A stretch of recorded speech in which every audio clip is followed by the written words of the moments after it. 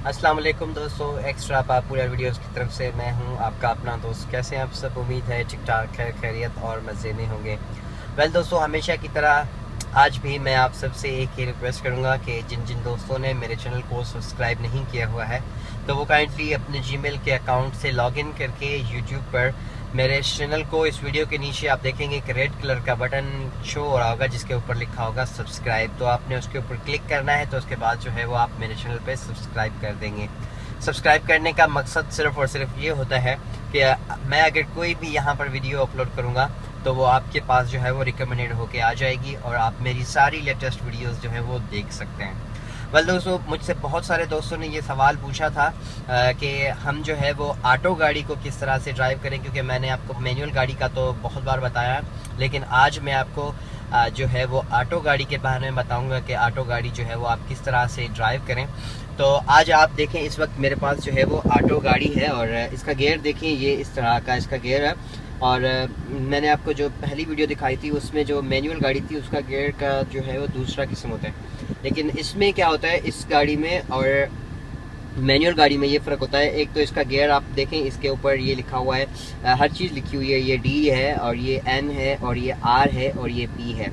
अब मैं आपको बताऊँ, ये जो पी है ये पार्किंग है, ये आर जो है वो इसका रिवर्स है और ये एन जो है इसका न्यूट्रल है और ये डी जो है इसमें हम इसको ड्राइव करते हैं। ये 2 है, D2 है, मतलब थोड़ा सा इससे हल्का गियर है, थोड़ी इसमें जान होती है, ज़्यादा ताकत जो है वो होती है। और ये जो है L है, मतलब ये लो गियर है। अगर बिल्कुल अगर आप कहीं किसी रेत में या किसी कीचड़ में या किसी पानी में या किसी चढ़ाई के ऊपर चढ़ाते हैं गाड़ी को, तो आप इस गियर में डाल के गाड़ी को ड्राइव करें।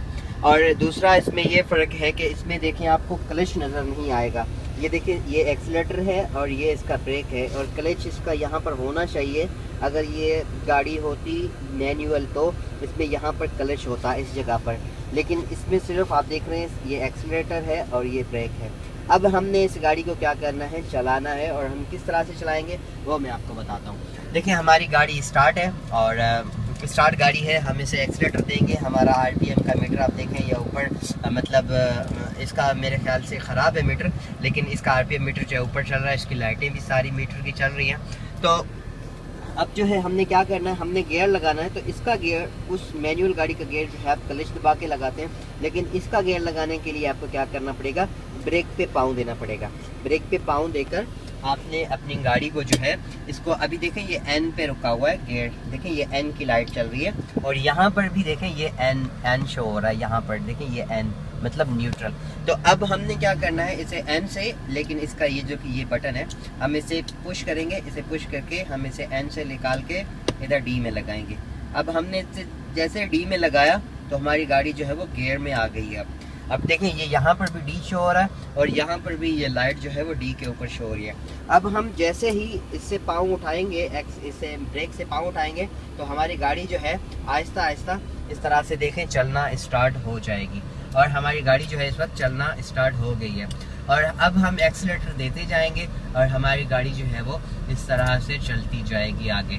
अब हमें क्या करना है, अब हमें गियर चेंज करने की ज़रूरत बिल्कुल भी नहीं है।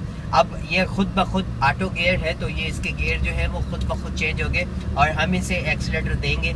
जब देखेंगे गाड़ी थोड़ी सी उठ गई है, हम एक्सीलेटर से थोड़ा सा पाँव उठा के फिर दोबारा जब लगाएंगे, एक्सीलेटर को दोबारा से दबाएंगे, तो इसका जो है वो ऑटोमेटिकली गियर चेंज हो जाएगा और गाड़ी इसी गियर में रहेगी, डी में। आप देखें डी के ऊपर जो है वो लाइट चल रही है और हमारी गाड़ी जो है वो अभी यहाँ पर भी आप शो हो रहा है कि आप डी गियर में जा रहे हैं। और इस तरह से जो है आप गाड़ी को इस तरह से चलाते जाएंगे। और अगर इस गाड़ी को आपने मतलब इस तरह से चलाते हुए अगर रोकना है तो आपने क्या करना होगा, इस तरह से आपने जो है वो अपने एक्सीलेटर से ऐसे पाँव उठाना है और आहिस्ता आहिस्ता से जो है वो ब्रेक लगाना है, तो आपकी गाड़ी जो है वो आप रोक सकते हैं। अगर आप स्लो करना चाहते हैं तो भी कोई मसला नहीं है। अगर आप इसे इस तरह से देखें, बिल्कुल पूरी तरह से यहाँ पर इसे आप रोक के देखें, इस वक्त हमने गाड़ी को पूरी तरह से रोक लिया है और यहीं हमारा ब्रेक के ऊपर पाँव है और हम ऐसे ब्रेक से पाँव उठाएंगे और एक्सीलेटर पे दबाएंगे तो हमारी गाड़ी फिर चलना जो है वो शुरू हो जाएगी।